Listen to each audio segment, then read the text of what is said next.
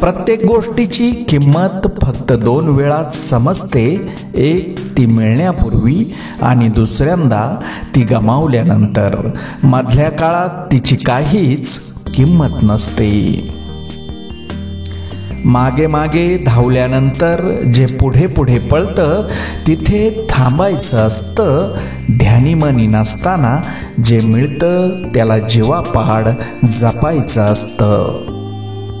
माणसाची नीतिमत्ता साफ पाहिजे. भले काही मिळवता आले नाही तरी चालेल, पण कुणाचे हिसकावले नाही याचा आनंद कायम सोबत राहील. माणूस इतर गोष्टीत कितीही कच्चा असला तरी चालेल, पण तो माणुसकीमध्ये पक्का असला पाहिजे.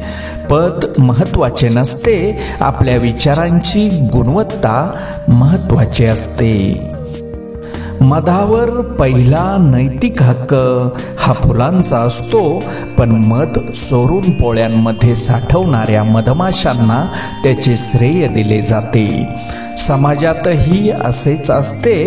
प्रामाणिकपणे काम करणारे उपेक्षित राहतात आणि वांग्याचा भोपळा करून श्रेय घेणारे प्रसिद्ध होतात.